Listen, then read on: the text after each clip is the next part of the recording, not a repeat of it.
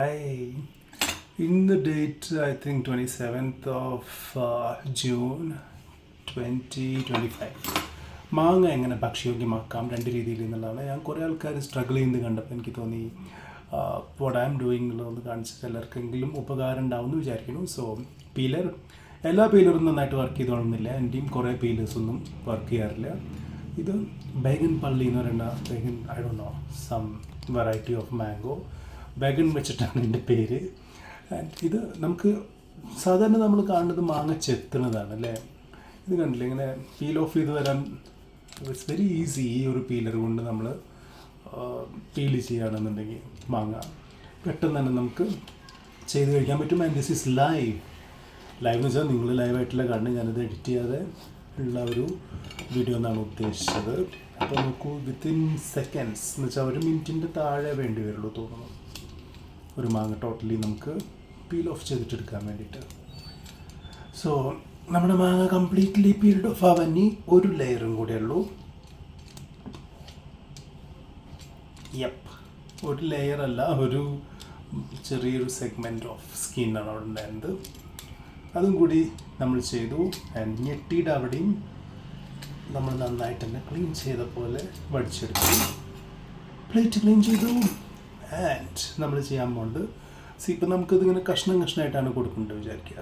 അപ്പോൾ നമ്മൾ knife mark എന്ന് വെച്ചാൽ അത് അടിയിൽ അതിൻ്റെ സീഡ് വരെ പോണ പോലെ നമ്മളിത് മാർക്ക് ചെയ്യണം. ആൻഡ് എത്ര കഷ്ണമാണ് വേണ്ടത് വെച്ചാൽ അതുപോലെ ഞാൻ 3 ഒരു സൈഡ്, 3 മറ്റേ സൈഡ് അങ്ങനെ ചെയ്തു.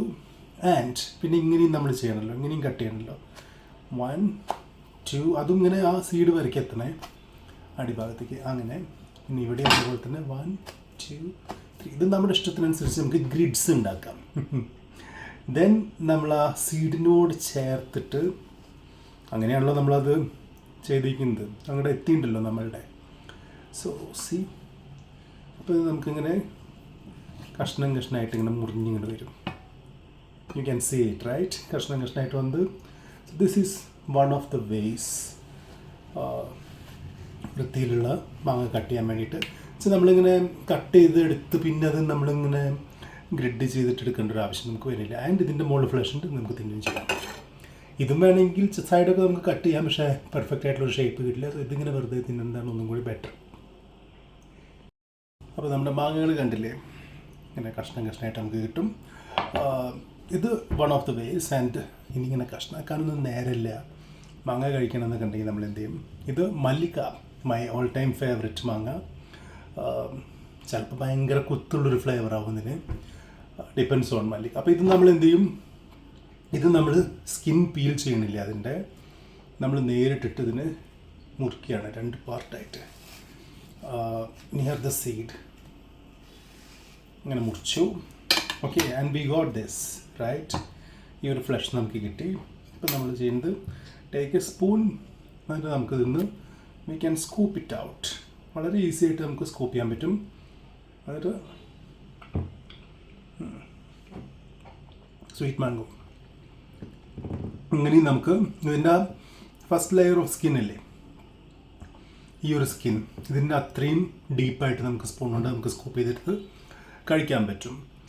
ആൻഡ് എന്താ പറയാമെന്ന്, നാരുള്ള തരം മാങ്ങ ഉണ്ടല്ലോ, ഭയങ്കര ഫൈബർ റിച്ച് ആയിട്ടുള്ള, അതിങ്ങനെ ചെയ്യാൻ പറ്റില്ല കേട്ടോ.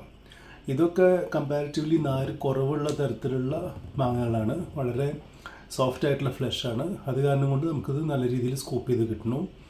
നാരുള്ള മാങ്ങ വാങ്ങിയിട്ട് സ്പൂൺ കൊണ്ട് ചെയ്യാൻ എന്നാൽ പണി കിട്ടും. സ്പൂൺ കൊണ്ടല്ല, നമുക്ക് പല്ലുകൊണ്ട് തന്നെ നമുക്ക് കടിച്ചെടുക്കാൻ വലിയ ബുദ്ധിമുട്ടാണ്, ആകെ നാര് കുടുങ്ങിയും കൊണ്ടായിരിക്കും. So these are the 2 ways. See you next time.